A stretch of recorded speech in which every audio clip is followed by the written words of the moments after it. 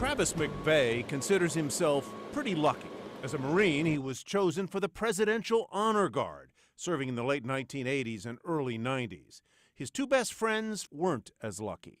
Richard Gaston went on to become an Indiana State Trooper, but was killed in the line of duty. And Thomas Rabjohn, a policeman and Army reservist, was called to active duty and died in Afghanistan. It was just devastating. I go through those emotions when you lose someone, through grief, through anger, feeling guilty for not being there, but finally I was inspired to do something. McVey spent a total of 8 years in the Marines, then 15, working at a Tennessee tire factory.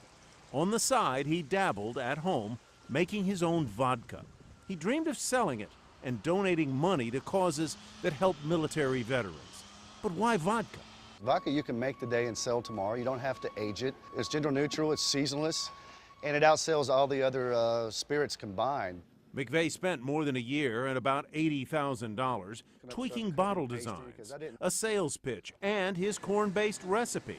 He says corn makes a smoother vodka, but getting his Heroes vodka into stores was no simple feat.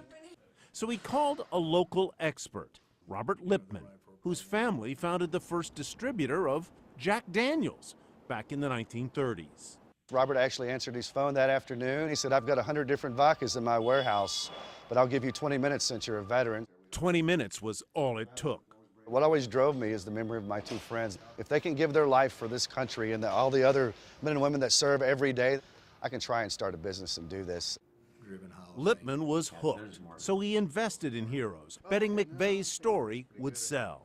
Heroes vodka went into production on Veterans Day 2011, 11/11/11. In early 2012, about 300 Nashville retailers and restaurants began selling. Now available in 15 states, Heroes sells for about $15 a bottle. When I first sat down and spoke to Travis, I said, man, you know, you're climbing a pretty steep hill. In 2013, Leonard Phillips became the first New York City retailer to carry Heroes. He was not going to be deterred. He said, I'm going to do this. And I said, well, you've got my support. 15,000 cases and close to $1 million in sales later, Heroes expects to be profitable next year.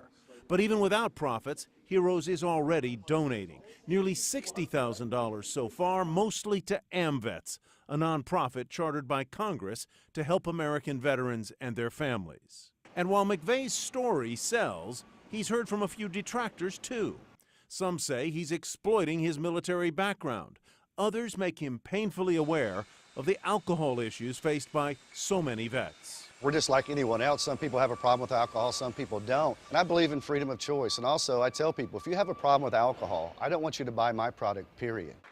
Just this week, McVey was named Veterans Business Advocate of the Year by the National Veteran-Owned Business Association, an honor as he answers his new call of duty. But I tell people, never start a business just to make money. Start a business to make a difference. Yeah, cheers.